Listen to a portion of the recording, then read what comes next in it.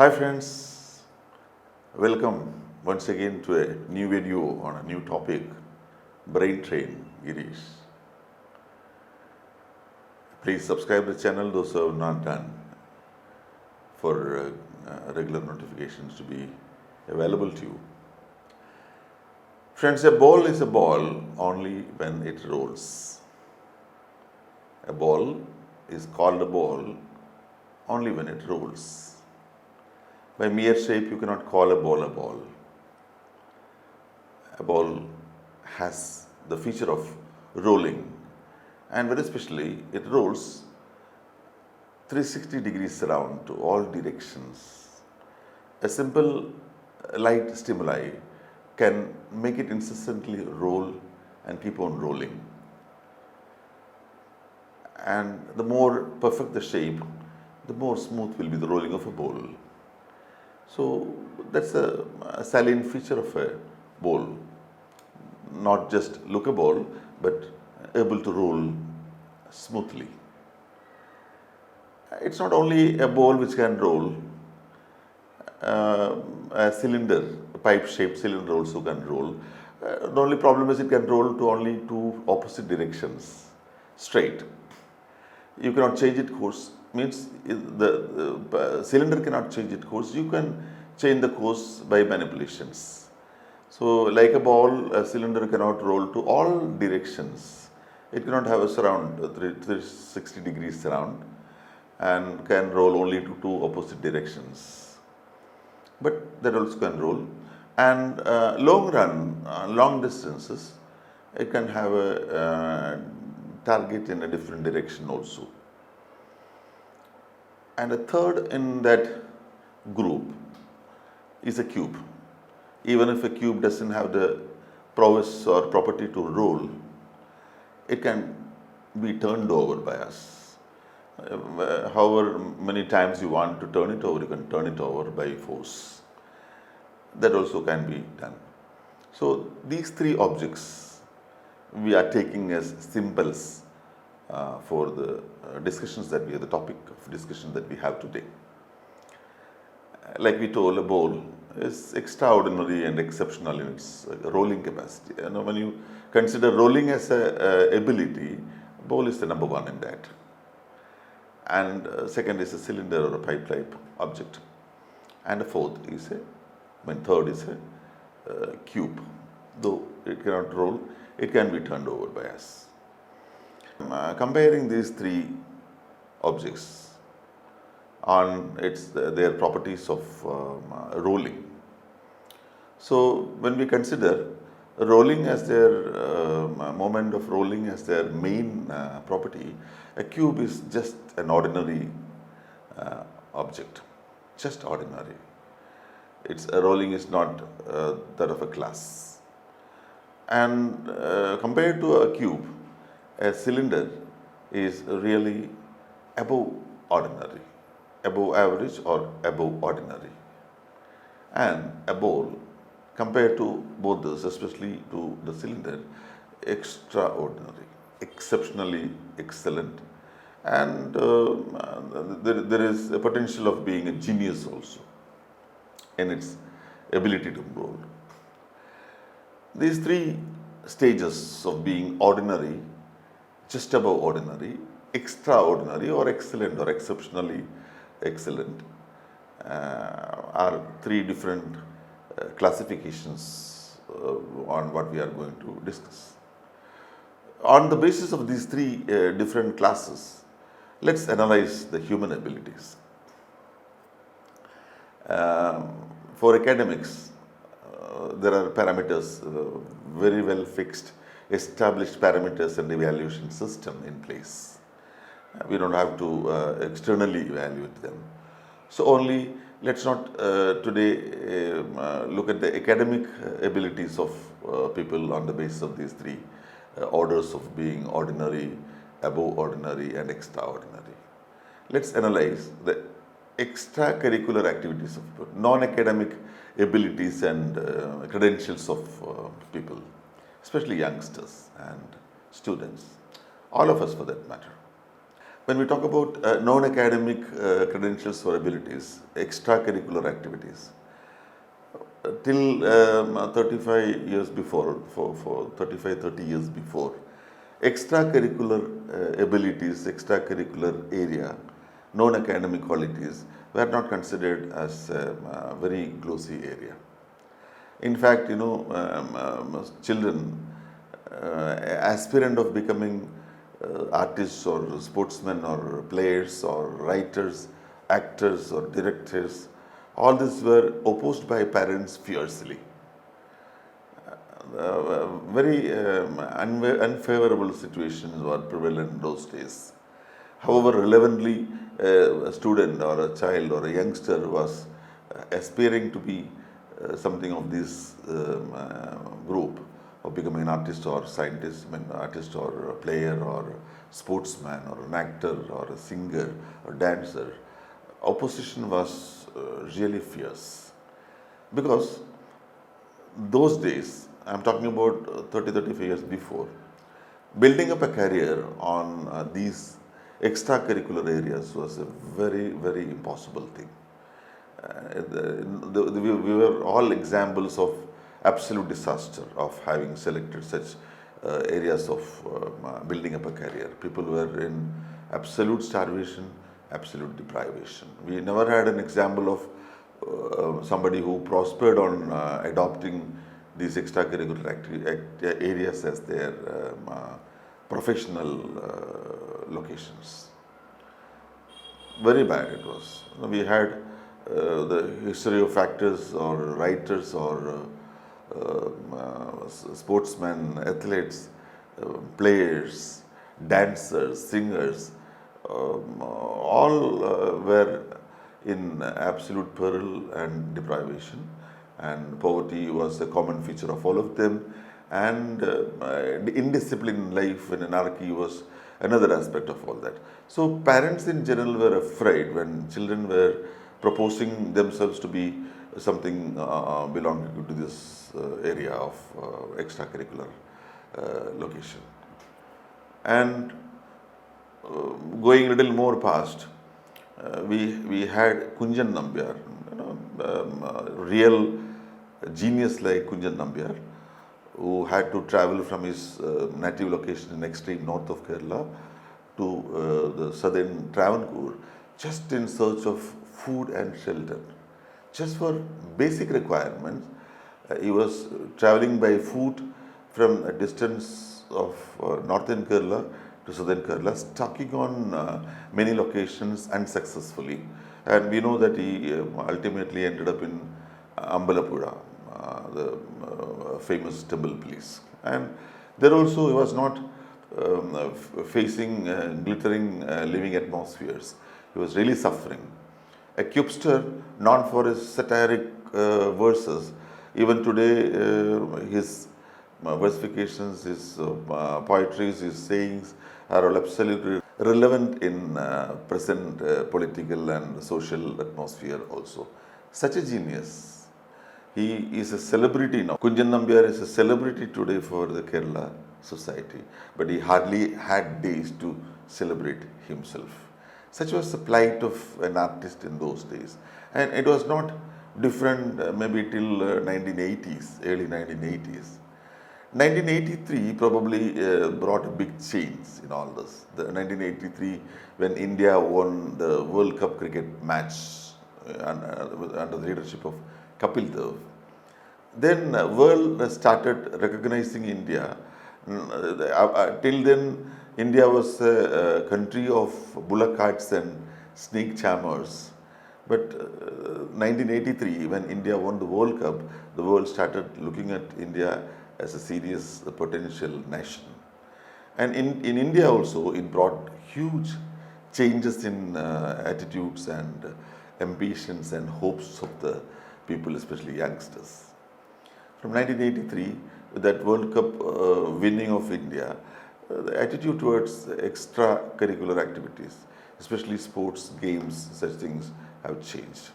Then we had the Asian Games, and we had stars like P.T. Usha, Shiny Wilson, who had international standard, and their growth in professional and financial way was really amazing for a average Malayali family. So we all started developing new hopes in the area of extracurricular activities. We had I.M. Vijayan as an international famous footballer, coming from an unassuming atmosphere. He gone to the top of Indian football, and even today I.M. Vijayan is so very well known all were like P.T. Usha. And latest edition we had was Sri Shant in cricket. We never had, so many years, we never had a ray of hope in having a man into Indian camp, Indian team with that caliber of a world standard. Sri Shant undoubtedly was one of the best fast bowlers India have ever produced. So, that being the case, from 1983 onwards, we had that change in attitude. Parents also started supporting their children for choosing extracurricular areas for the professional culminations.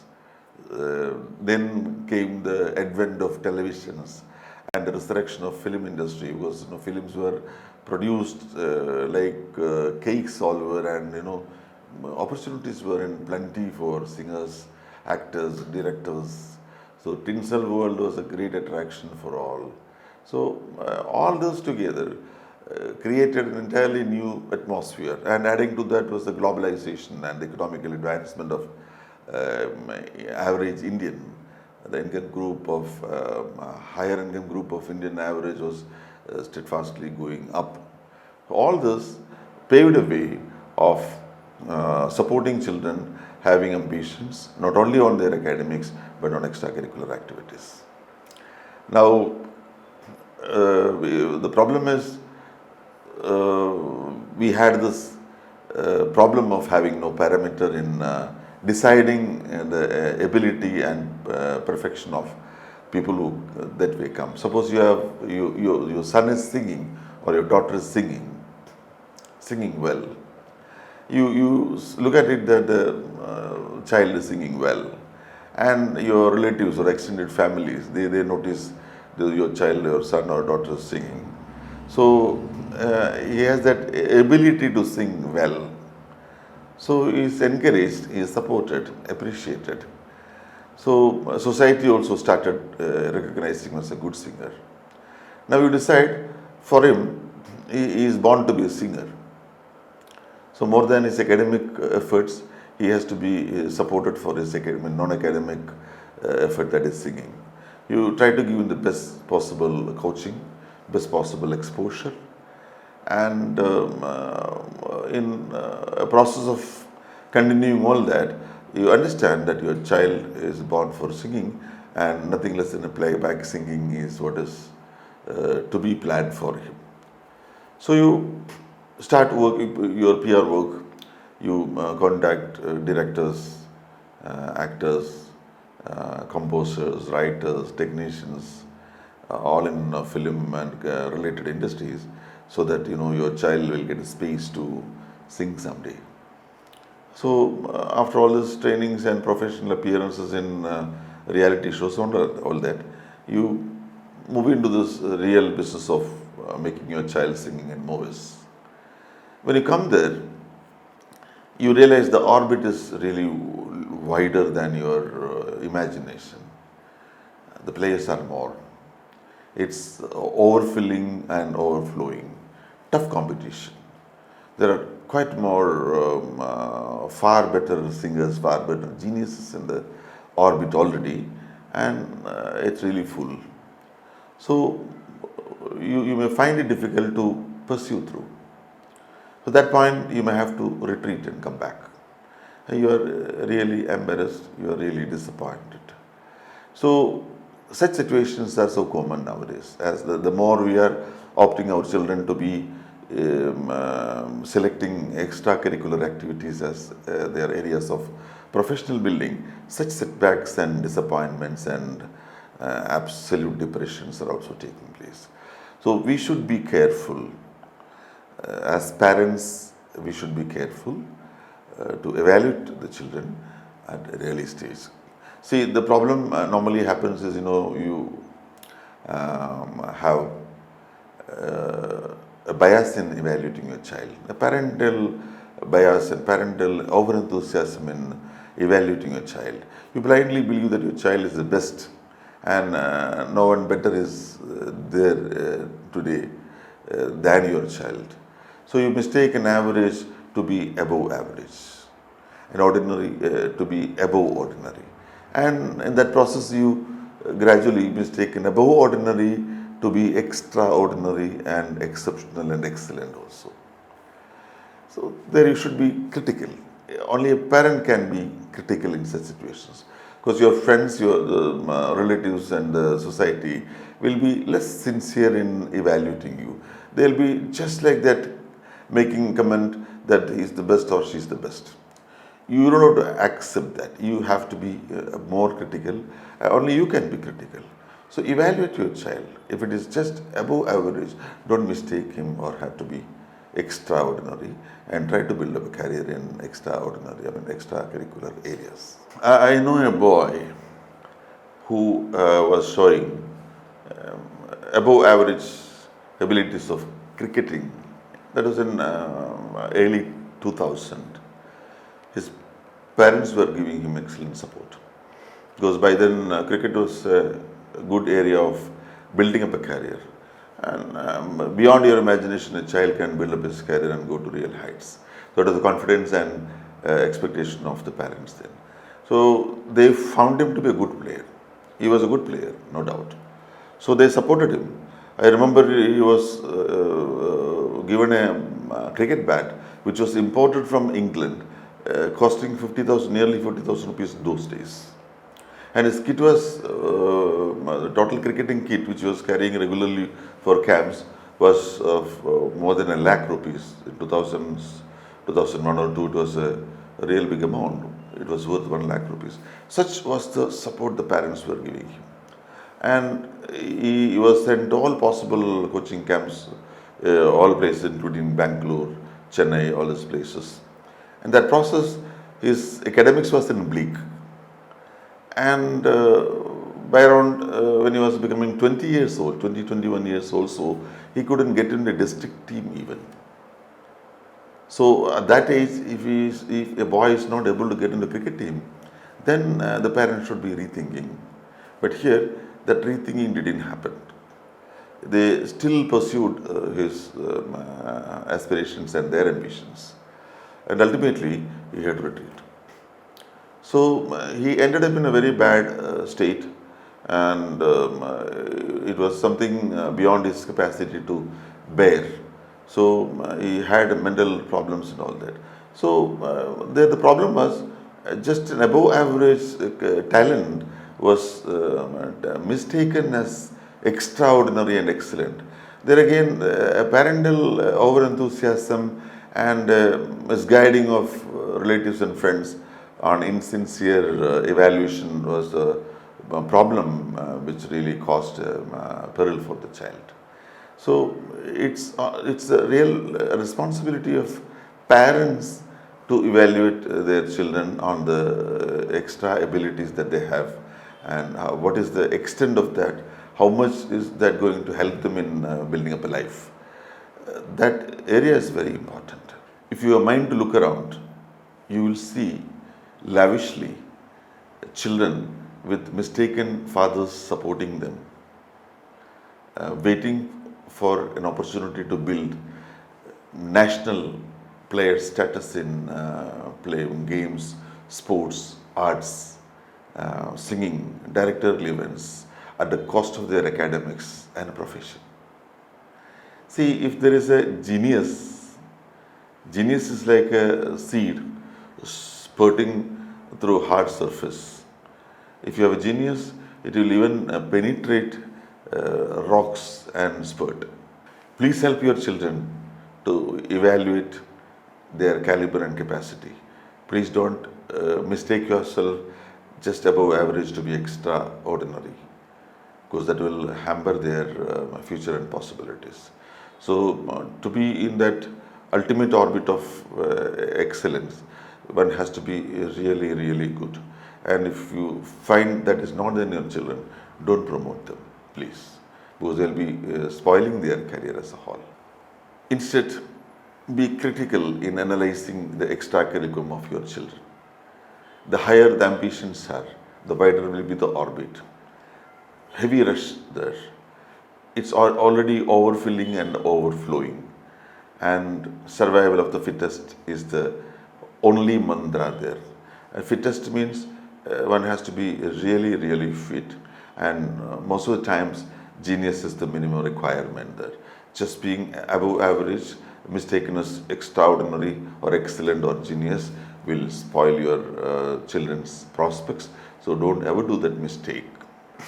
Give your children wisdom to retreat from such junctures where they find it absolutely difficult to pursue further in such situations. It's always wiser to stop firing rubber bullets to iron doors. Choose life.